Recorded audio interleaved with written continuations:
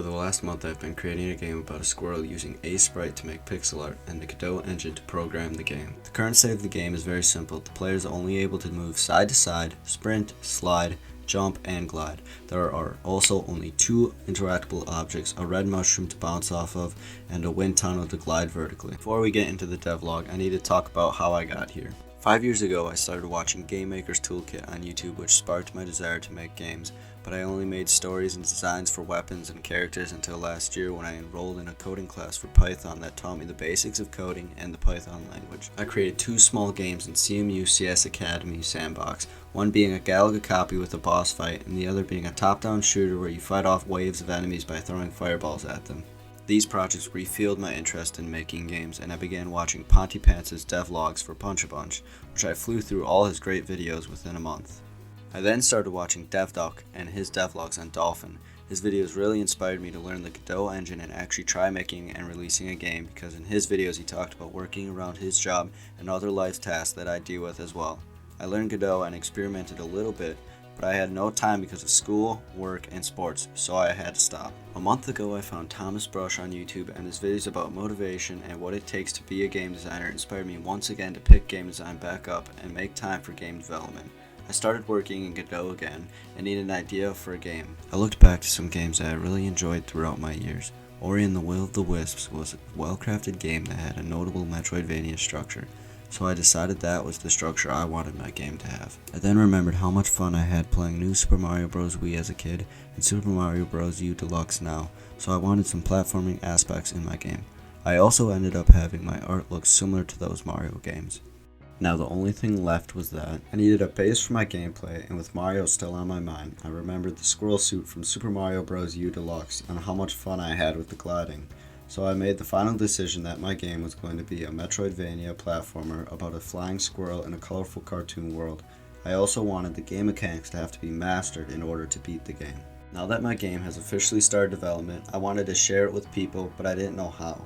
I then remembered a tip from Thomas Brush that a good way to share your game and stay motivated was to start a YouTube channel and make devlogs. I then asked one of my buddies who has a YouTube channel called Felladai for advice. His advice is what got me to start this YouTube channel and begin creating devlogs. Now that we're all caught up, let's get into the devlog. Most of the systems have been implemented for a while, and recently I've just been making optimization and bug fixes, so there isn't much new stuff for this first devlog. The first thing I'm going to do is draw the corner pieces for the grass ground, so let's quickly do that.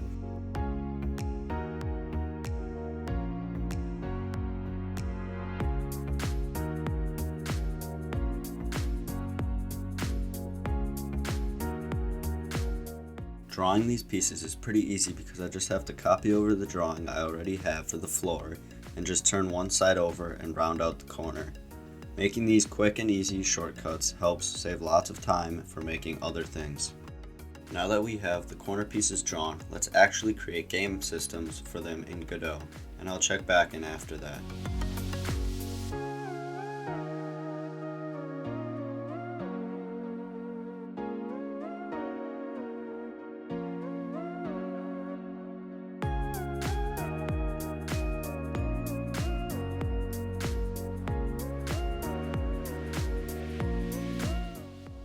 So while making the corner pieces, I realized I could just make one corner piece system and just rotate the game object for what side I need the corner for.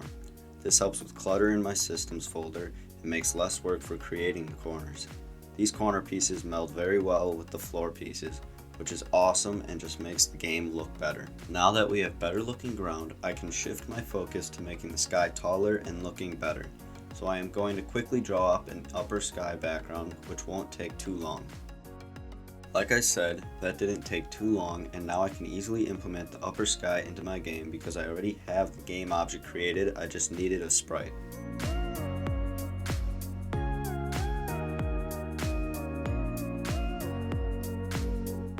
Now the sky and ground are looking better, and like I said earlier, there weren't many new things made for this devlog, so that is it.